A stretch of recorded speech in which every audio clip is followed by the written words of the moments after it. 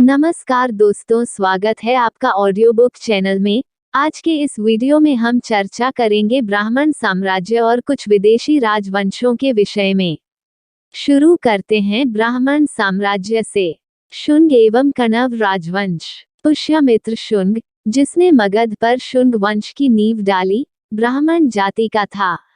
शुंग शासकों ने अपनी राजधानी विदिशा में स्थापित की। इंडो यूनानी शासक मिनांडर को पुष्यमित्र शुंग ने पराजित किया। पुष्यमित्र शुंग ने 2 बार अश्वमेध यज्ञ किया। इनके लिए पतंजलि ने अश्वमेध यज्ञ कराए। भरहूत स्तूप का निर्माण पुष्यमित्र शुंग ने करवाया। शुंग वंश का अंतिम शासक देवभूति था। इसकी हत्या 73 ईसा पूर्व में वासुदेव ने कर दी और मगध की गद्दी पर कण्व वंश की स्थापना की। कण्व वंश का अंतिम राजा सुशर्मा हुआ। सातवाहन राजवंश। शिमुक ने 60 ईसा पूर्व में सुशर्मा की हत्या कर दी और सातवाहन वंश की स्थापना की। सातवाहन आंध्र वंश शासकों ने अपनी राजधानी प्रतिष्ठान गोदावरी नदी के किनारे में स्थापित की। प्रतिष्ठान महाराष्ट्र के औरंगाबाद जिले में है। सातवाहन वंश के प्रमुख शासक थे सिमुक, शातकर्णी, गौतमीपुत्र शातकर्णी, वशिष्ठीपुत्र, पुलुमावी तथा यज्ञश्री शातकर्णी। शातकर्णी ने 2 अश्वमेध तथा 1 राजसूय यज्ञ किया। सातवाहन शासकों के समय के प्रसिद्ध साहित्यकार हाल एवं गुणाढ्य थे। हाल ने गाथा सप्तशती तथा गुणाढ्य ने बृहत कथा नामक पुस्तकों की रचना की। सातवाहन ने चांदी, तांबे, सीसा, पोटीन और कांसे की मुद्राओं का प्रचलन किया। सातवाहन अपना सिक्का ढालने में जिस सीसे का इस्तेमाल करते थे, उसे रोम से मंगाया जाता था। ब्राह्मणों को भूमि अनुदान देने की प्रथा का आरंभ सातवाहन शासकों ने ही सर्वप्रथम किया। भूमिदान का सर्वप्राचीन पुरालेखीय प्रमाण शताब्दी ईसा पूर्व के सातवाहनों के नानाघाट अभिलेख में मिलता है, जिसमें अश्वमेध यज्ञ में एक गांव देने का उल्लेख है। सातवाहनों की राजकीय भाषा प्राकृत एवं लिपि ब्राह्मी थी। सातवाहनों में हमें मात्रतंत्रात्मक ढांचे का आभास मिलता है। उनके राजाओं के नाम उनकी माताओं के नाम पर रखने की प्रथा थी, जैसे गौतमीपुत्र, वासिष्ठीपुत्र आदि। लेकिन सातवाहन राजकुल पितृतंत्रात्मक था, क्योंकि राजसिंहासन का उत्तराधिकारी पुत्र ही होता था। सातवाहन शासकों ने ग्रामीण क्षेत्रों में प्रशासन का काम गौलमिक को सौंपा। गौलमिक एक सैनिक टुकड़ी का प्रधान होता था, जिसमें 9 रथ, 9 हाथी, 25 घोड़े और 45 पैदल सैनिक होते थे। सातवाहनों की महत्वपूर्ण स्थापत्य कृतियां हैं कार्ले का चैत्य, अजंता एवं एलोरा की गुफाओं का निर्माण एवं अमरावती कला का विकास। शातकर्णी एवं अन्य सभी सातवाहन शासक दक्षिणापथ के स्वामी कहे जाते थे। सातवाहन राज्य ने उत्तर और दक्षिण भारत के बीच सेतु का काम किया। चेदी राजवंश कलिंग। अशोक की मृत्यु के उपरांत संभवतः प्रथम शताब्दी ईसा पूर्व में कलिंग में चेदी राजवंश का उदय हुआ। इसकी जानकारी हमें हाथी गुम्फा अभिलेख भुवनेश्वर, उड़ीसा से मिलती है। खारवेल इस वंश का एक प्रतापी राजा था। खारवेल जैन धर्म का अनुयायी था और उसने जैन मुनियों के लिए उदयगिरी की पहाड़ी में गुफा का निर्माण करवाया था। भारत के यवन राज्य। भारत पर आक्रमण करने वाले विदेशी आक्रमणकारियों का क्रम है: हिंद यूनानी, शक, पहलव कुषाण। सेल्यूकस के द्वारा स्थापित पश्चिमी तथा मध्य एशिया के विशाल साम्राज्य को इसके उत्तराधिकारी एंटियोकस प्रथम ने अक्षुण्ण बनाए रखा।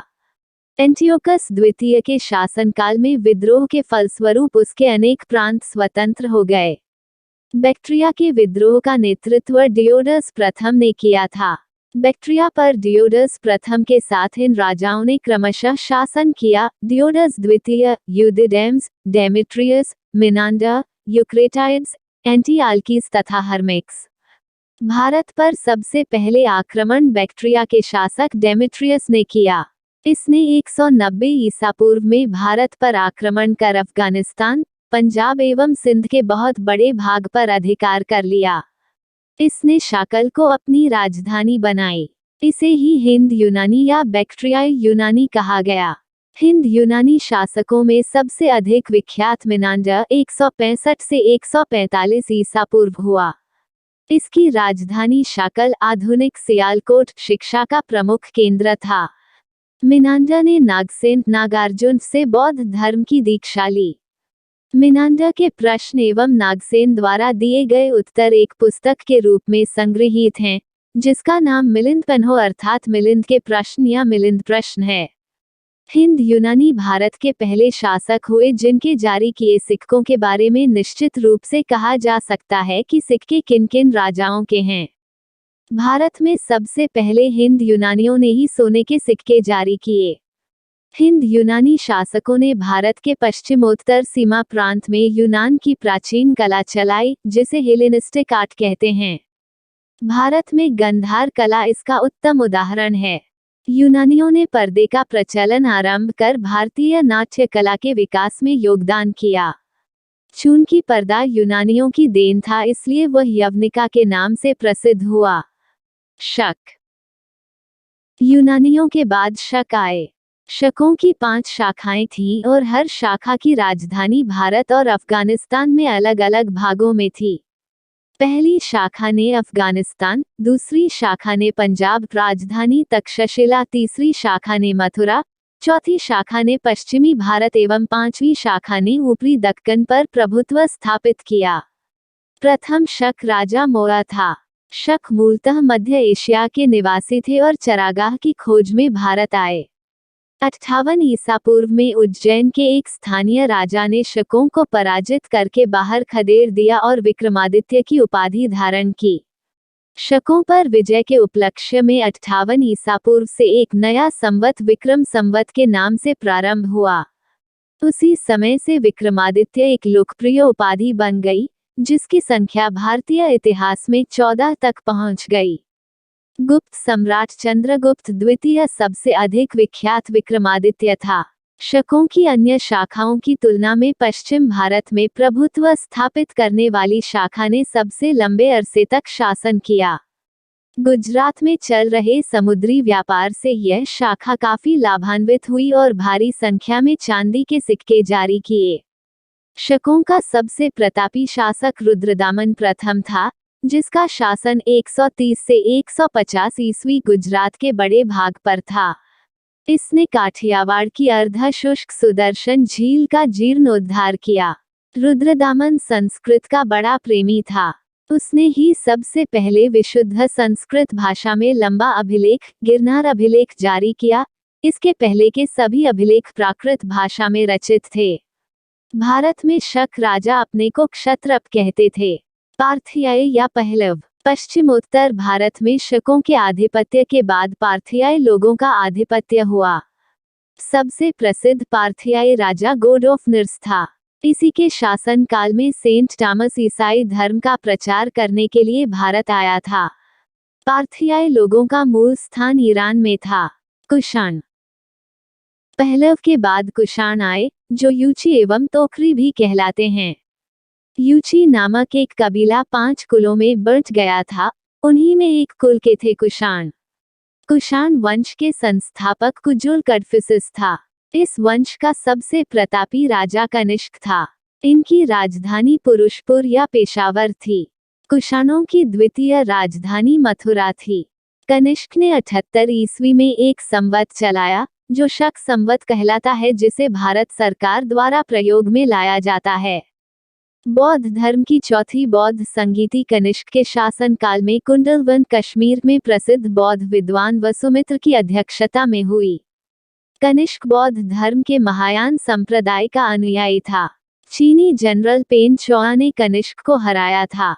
आरंभिक कुषाण शासकों ने भारी संख्या में स्वर्ण मुद्राएं जारी की, जिनकी शुद्धता गुप्त काल की स्वर्ण मुद्राओं से उत्कृष्ट है। कुषाणों ने सोने के सर्वाधिक शुद्ध सिक्के जारी किए। कुषाणों ने उत्तरी तथा उत्तरी पश्चिमी भारत में सर्वाधिक संख्या में तांबे के सिक्कों को जारी किया था। कनिष्क का राजवैद्य आयुर्वेद का विख्यात विद्वान चरक था, जिसने चरक संहिता की रचना की। महाविभाष सूत्र के रचनाकार वसुमित्र हैं। इसे ही बौद्ध धर्म का विश्वकोश कहा जाता है।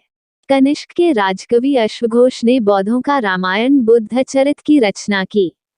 वसुमित्र, पार्श्व, नागार्जुन, महाचेत और संघरक्ष भी कनिष्क के दरबार की विभूति थे। भारत का आइंस्टीन नागार्जुन को कहा जाता है। इनकी पुस्तक माध्यमिक सूत्र, इसमें नागार्जुन ने सापेक्षता का सिद्धांत दिया है। कनिष्क की मृत्यु 102 ईस्वी में हो गई। कुषाण वंश का अंतिम शासक वासुदेव था। कुषाण राजा देवपुत्र कहलाते थे।